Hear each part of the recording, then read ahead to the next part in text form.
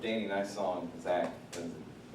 I said to Judah and Lily, I'm like, you probably don't know that song. And Lily looks at me, she goes, I know that song. Do you have DLE? No, I'm talking about the other song. Cover song. Dr. Rob Bell sent me an email this week, and I didn't respond to it because I didn't understand it. He sent me somebody's exegesis on why it's important to know our sin, and I literally read through it and I couldn't understand it. It was so deep and intellectual, and then I just realized what's going on here is like the idea that you can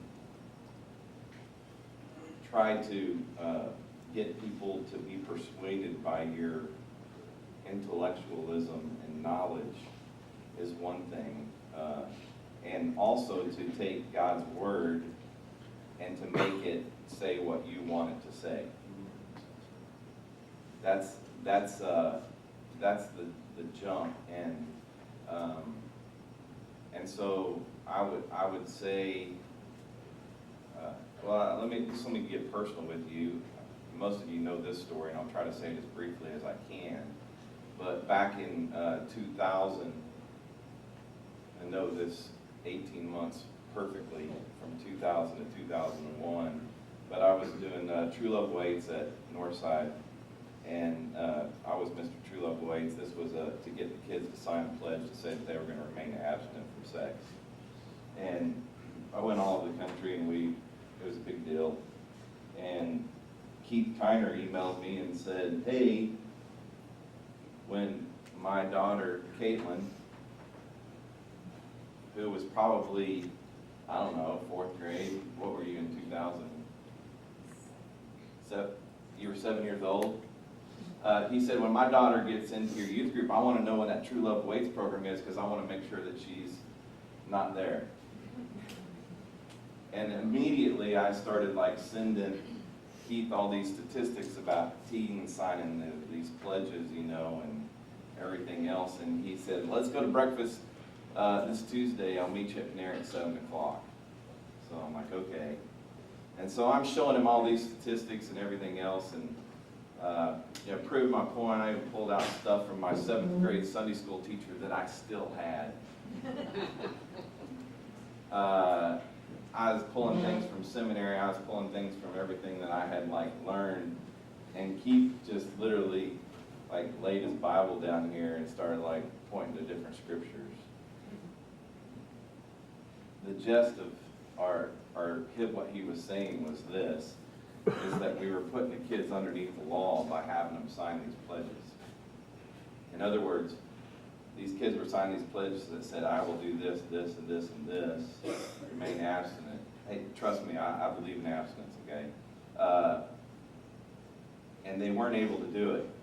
The statistics eventually came out that said those that signed the pledge cards waited 3 years longer than those who didn't sign the pledge cards. And if 75% of high school students, totally chasing a rabbit here, 75% of high school students have already had sexual intercourse. Sorry to ruin their day for you parents. But if they're waiting only 3 years longer, the statistics were pretty much proving that these pledges weren't being upheld. And then I went to my file and actually saw kids, I had a letter that said, I can't even like come to church anymore because I blew it, and I'm embarrassed to face you. I'm like, so for a whole year I went to Panera with Keith, Tuesdays at 7 o'clock, and I went to task with him about what he was teaching me in the scripture and what I have been taught my whole life. And finally, after a point of just crisis, the whole like 2000 just kind of like buckled underneath me. I mean, in this room know what I'm talking about. the specific stories. I literally found myself under my desk crying at one point, calling my mom like a little baby. I was that desperate. And probably of April, May, June of 2001, I went to Panera with Keith, and I said, okay, all the things that you've been teaching me this last year, you're right, and I'm wrong. Everything that I've been taught my whole life, growing up Southern Baptist, and trust me, I'm not against Southern Baptist, I'm for Southern Baptist, so it's still my heart. Grew up Southern Baptist, went to Oklahoma Baptist University, went to Southwestern Baptist Theological Seminary, did all that, taught for years. But you ask, what was it that caused this? What's the big difference? To me, this is the biggest difference, and it's going to kind of blow you away when you hear this. But the biggest difference, he's ready to receive it. The biggest difference for me is this, is that no one ever really told me in all those years the difference between the old covenant and the new covenant. Like, I went to church every Sunday, and I got all the Bible stories. I got them down, I got everything. I went to Oklahoma Baptist University, took Old Testament, took New Testament. But no one said there's an old covenant and a new covenant, and the old covenant is obsolete now. No one ever told me that. But it's written in Hebrews. It's like right there in my Bible, it's written in Hebrews. It says, the new covenant came along, and when the new covenant came along, it made the old covenant obsolete. But everything that I had been teaching, everything that I had taught, I taught right here. I taught this Bible, and I still teach the whole Bible. I still teach the Old Testament and New Testament.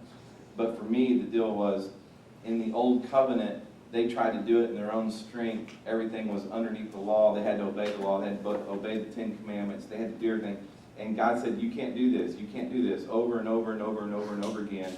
They said, we're going to do it. We're going to do it. They failed. God cursed them. And then all of a sudden they repented. And then they kept trying again. We'll do it again. We'll do better this time. Have you ever said that? Yeah. Give me one more chance. I'll do it better this time in my own strength. Finally, Jesus came and he said, you cannot do this. I'll do it perfectly for you. Just rest. Trust me. He said, trust me. And so at that point, I came to trust the Lord. Okay, Lord, if what I'm hearing from my friend and what I'm hearing from you is true, it's going to revolutionize my whole ministry, and it did.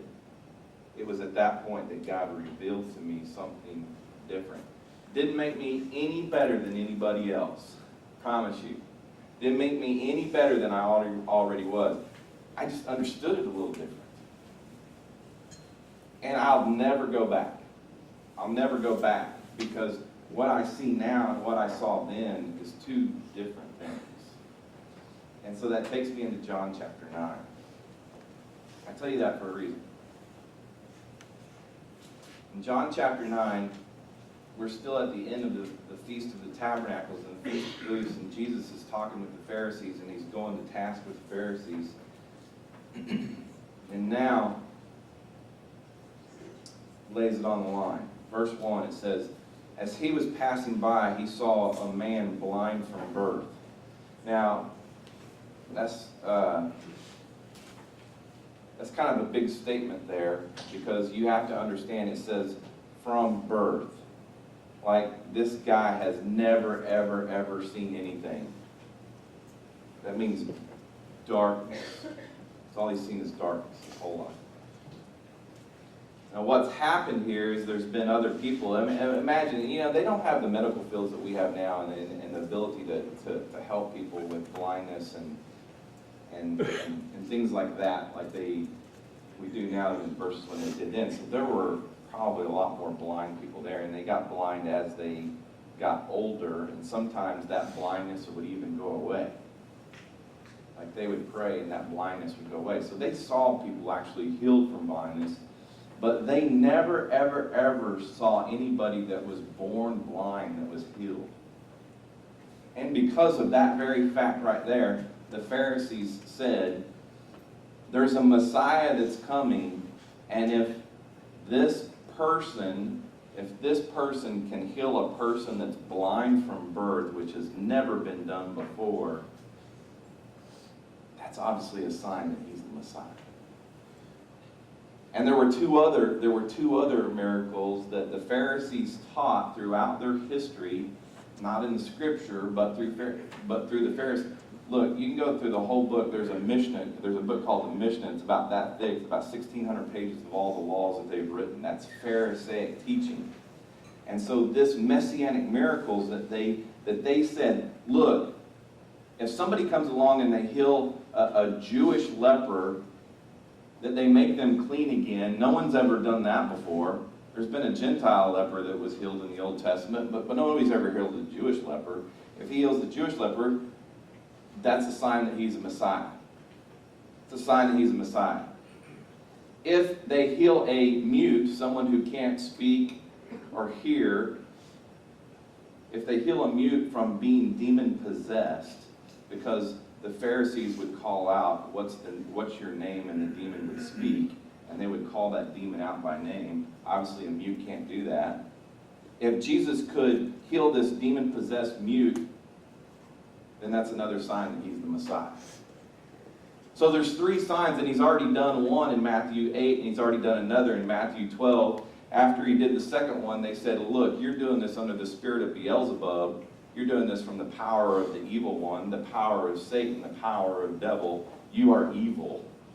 The Jews said that. The Pharisees said that to Jesus, the Messiah. And he's like, you've just blasphemed the Spirit. And I cut you off. You're not going to hear this. You're not going to hear the truth because I am the Messiah. He says, his disciples asked him, Rabbi, who sinned, this man or his parents, that he was born blind? You see, the Pharisees, the Jews, taught that anybody that had some kind of deficiency to them probably received that because of a specific sin. Now, you all know, because as we teach here, that death and the weather and taxes from the front row here, all came from the fall. All came from the fall in Genesis, all right?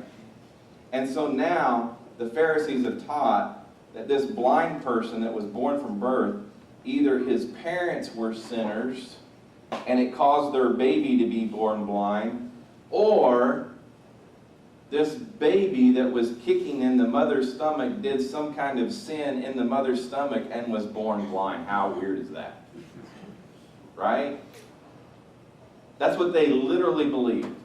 That there was some kind of specific sin that this person or the parents did.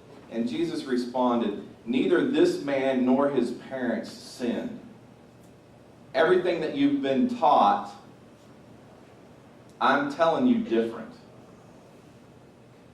Would they believe it? Would they believe it? Jesus answered, this came about so that God's works might be displayed in him.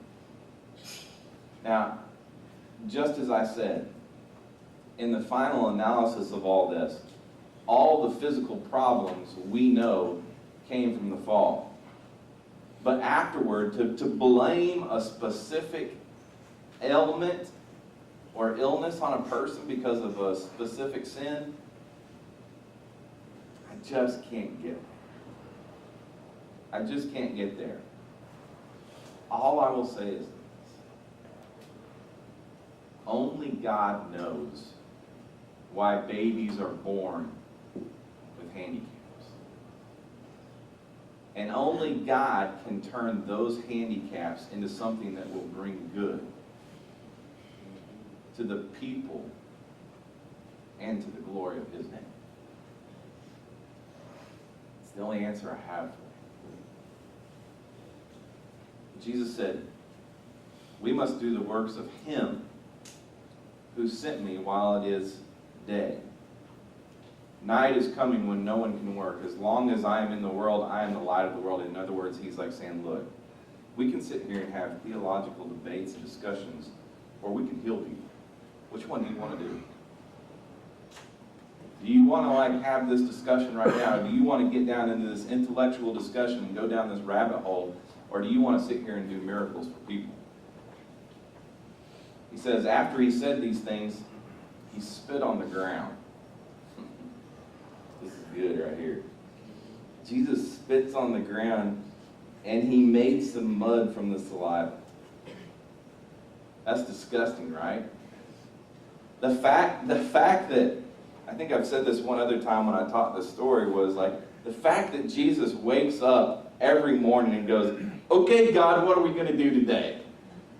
What does this look like? How am I healing people today? God says, you're going to spit in the ground and make some mud today. What little boy wouldn't love doing that, right? Jesus literally spits. And we're not talking just like one little spit. He's making mud, people. Jesus is like, he's in the, and he's getting his hands dirty. Like, Jesus is in there and he's making spit mud balls. That's disgusting, right, ladies? Guys are like, who cares? Now watch this. It says, he made some mud from the saliva and he spread the mud on his eyes. You guys would be going, oh, that's disgusting. But he's like putting mud on. You ever got mud in your eyes? Right? I imagine for a blind person, it's painful as well. Even though they can't see, they still have sensitivity to their eyeballs. He says, go, he told them, wash in the pool of Siloam. If you go with me in May, one of the things that is one of the coolest things, and Micah and Corey, we didn't get to do this because we went to Bethlehem that day to see our friend Hap and Elizabeth. But one of the things that we missed that I'm looking forward to go back and doing is this, is the water didn't actually, there's like water that went around Jerusalem, but Hezekiah comes in and he builds these tunnels hundreds and hundreds of years ago so that the water actually runs through Jerusalem. And you go in these dark tunnels, and the tour actually takes you through these tunnels where you're walking through water. You can't see anything from what I understand. And then eventually you see the light at the end of the tunnel. And at the end of the tunnel is this pool of Siloam, which basically means sent. That's what Siloam means. It means sent. I actually went to youth camp when I was a kid in Siloam Springs, Arkansas. And it was there they taught me about Jesus. They didn't teach me about the old new thing. Never got that until I got here. And so he sends the blind man to the pool of Siloam.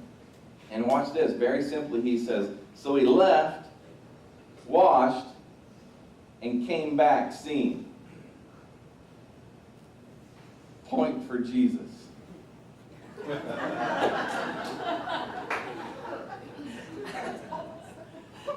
Check that out. Every Sunday I get up and I look at the Indianapolis Star and one other news thing just to see what news happened so I'm aware. And sure enough, there's Rose Duffy sitting right here on the third row playing volleyball Thursday night. I understand it didn't go so well, but that is a great picture right there. Congratulations. And you don't realize how many volleyball players we've got in here. This has become the volleyball church. Seriously, it's like, and we've got some incredible volleyball players in here. Some incredible that have won D1 scholarships and other scholarships, and it's pretty cool. But I'm just amazed at the volleyball ministry that we have going in here. Nice job, bros. You made it big. Go in there and look. There's several pictures. In verse 8 says this. His neighbors and those who had seen him before as a beggar said, "Isn't this the one who used to sit begging?" Some said, "Yep, he's the one." Others were saying, "No, but he looks like him." They weren't like really sure, but obviously this guy's been there since who knows how long. He's been blind since he was born. It says, so they asked him, "Then how were your eyes opened?" He answered, "The man called Jesus made mud, spread it on my eyes, and told me, 'Go to Siloam and wash.' So when I went and washed, I received my sight." It's that simple. Some dude named Jesus did all this, and now I can see. And they went, "Where is he?" It's like, "I don't know. I had mud in my eyes." He told me to go to the Pool of Siloam. I went to the Pool of Siloam and washed my eyes, and I could see, but he wasn't anywhere around. I don't know where he went. Ask somebody who could see. They brought the man who used to be blind to the Pharisees. Why did they bring him to the Pharisees? Because the Pharisee says this is one of the messianic miracles that we're looking for. If anybody does this miracle right here, there's a possibility that they could be the Messiah. He's already done the first two. Now he's done the third one. What? And we've already said that he's doing it from the power of the devil. They brought the man who used to be blind to the Pharisees. That the day that Jesus made the mud and opened his eyes was a Sabbath. Oh, here we go. Jesus did it again. He healed on the Sabbath. "You can't work on the Sabbath," the Pharisee said. "You spit in the mud, that's work. You made mud, that's work. You put it on his eyes, that's work. You made the guy walk to Siloam, that's work. What are you doing?" That's in that book called the Mishnah. That was their laws. That wasn't God's laws, that was their laws. It says, then the Pharisees asked him again a second time how he received his sight. "He put mud on my eyes," he told them. "I washed and I can see." Some of the Pharisees said, "This man is not from God because he doesn't keep the Sabbath." He's talking about Jesus at this point. "He keeps healing people on the Sabbath. This isn't right." But others were saying, "How can a sinful man perform such signs? If he's really of the devil, how does he keep doing these messianic miracles?" And now there was division among them. What's that division? The ones who couldn't change their minds and the ones that were changing their minds. Again, they asked the blind man, third time, "What do you say about him since he opened your eyes?" He's a prophet. Very simple. He's a prophet. The Jews did not believe this about him, that he was blind and received sight. I mean, he's standing there. Everybody knows this is the guy that's been sitting there forever begging. They know this guy. He can see. How many fingers am I holding up? He tells them. They can't believe it. It says, until they summon the parents of, now we're calling you parents. Until they summon the parents of the one who received his sight, they asked him, "Is this your son? The one you say was born blind? How then does he now see? You have a blind son. This really can't be your son. Confirm that he is your son. We know this is our son, and that he was born blind," his parents answered. "But we don't know how he sees. And we don't know who opened his eyes. Ask him.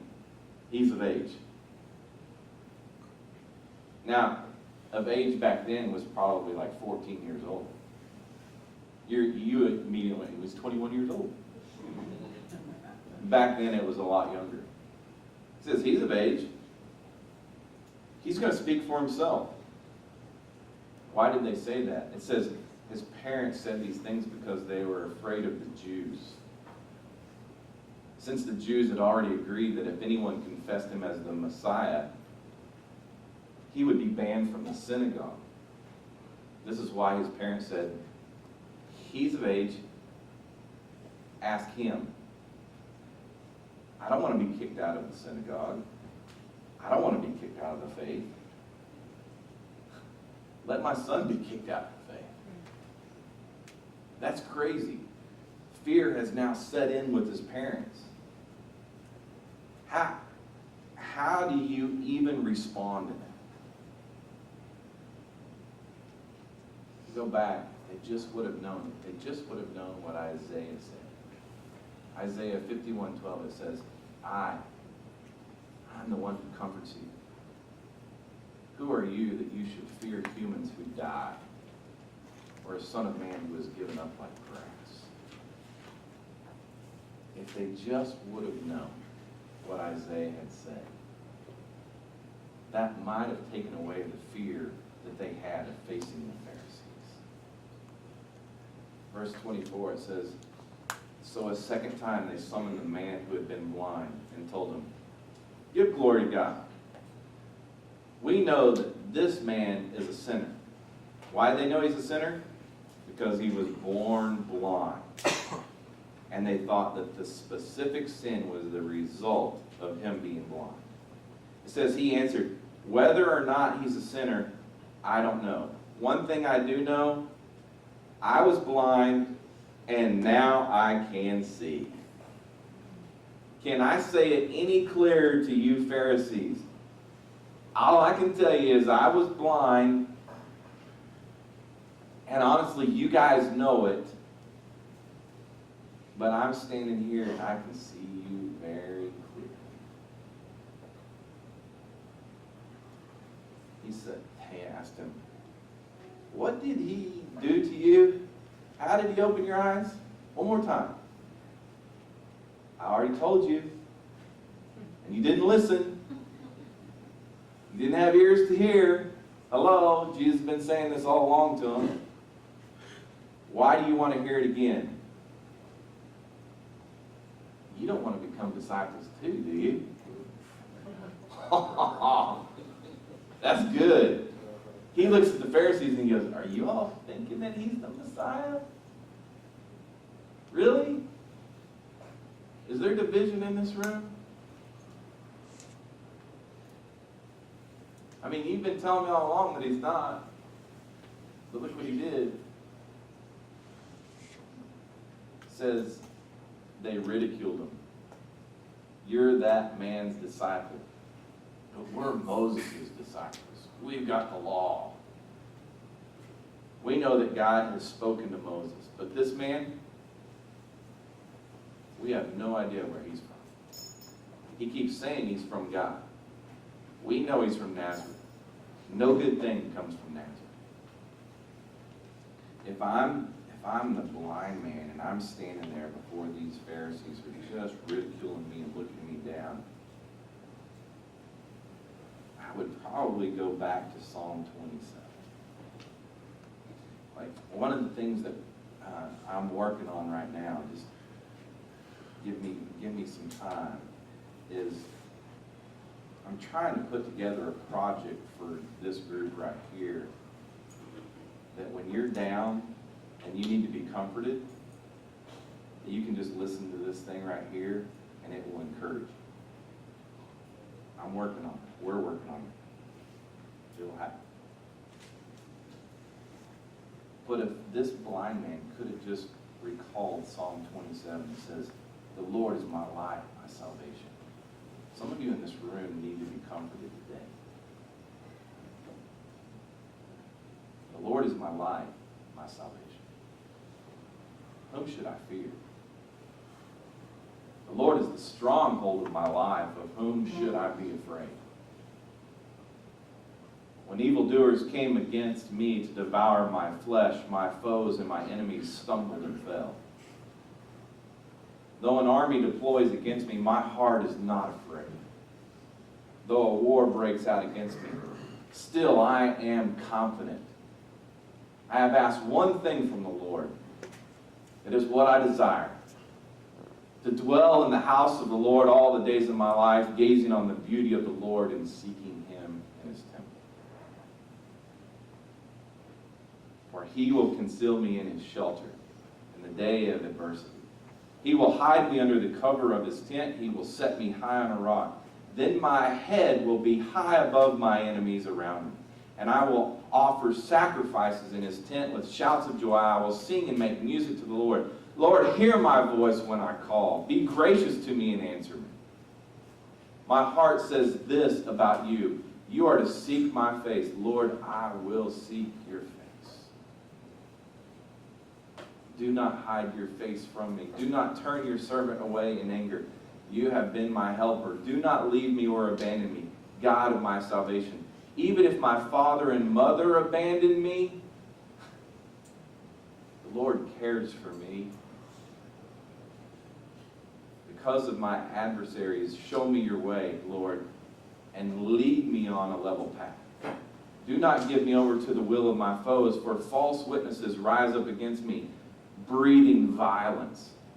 I am certain that I will see the Lord's goodness in the land of the living. Wait for the Lord.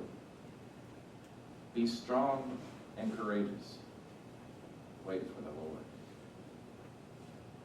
Some of you just need to be comforted today. Amen.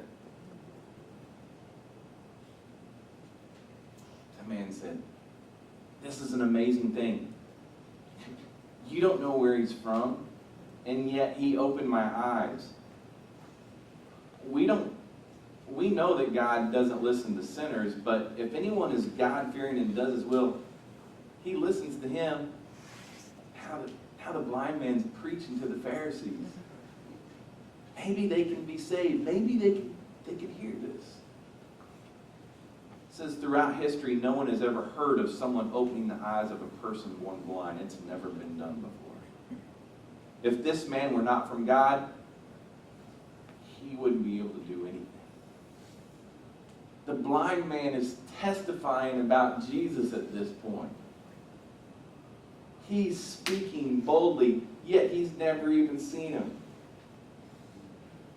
It says, you were born entirely in sin, they replied. Really? The guy just poured his heart out right there and just said, look, I'm telling you the truth. And they said, sorry, you're from sin and are trying to teach us. Then they threw him out. What did they do? The religious leaders officially excommunicated this man from the local synagogue. They threw him out. You don't belong here anymore. You're not a part of us. Hello?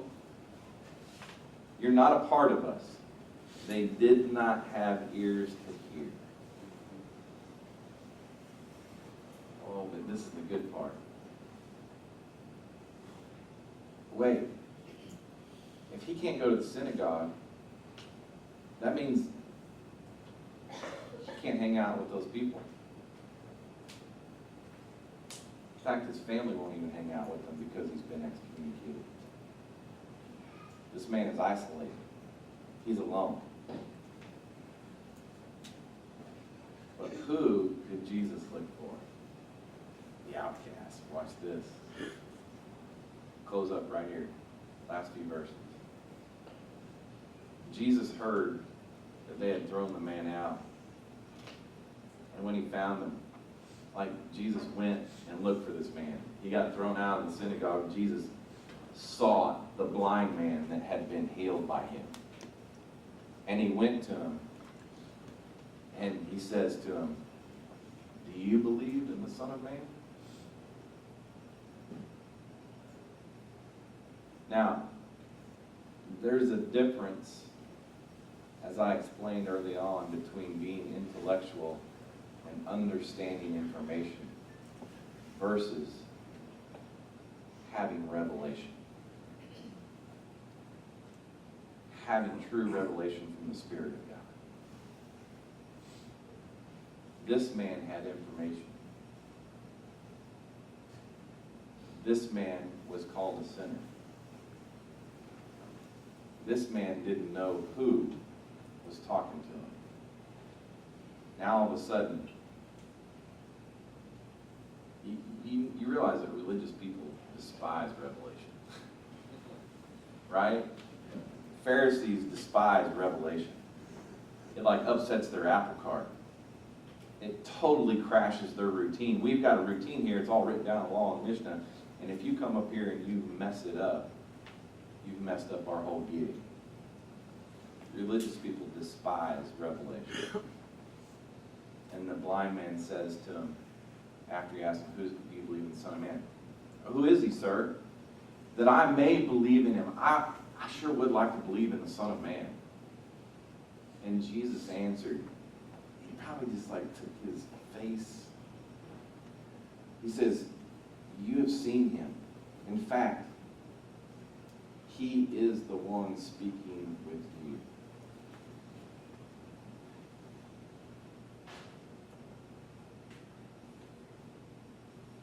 Like the blind man's hardly seen any faces at all.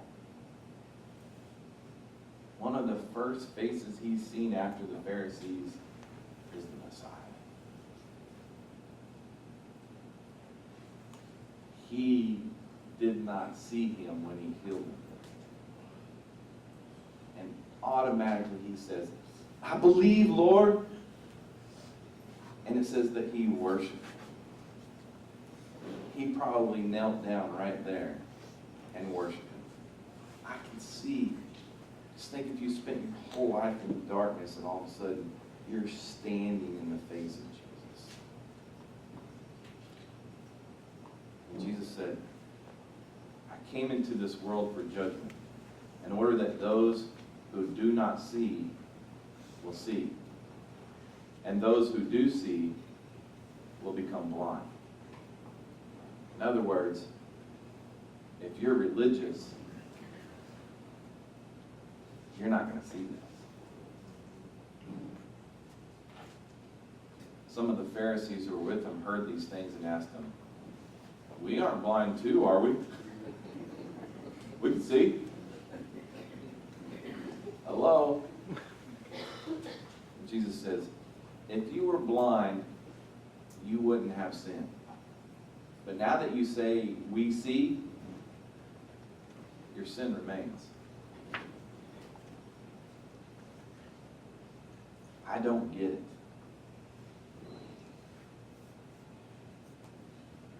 I'm getting it.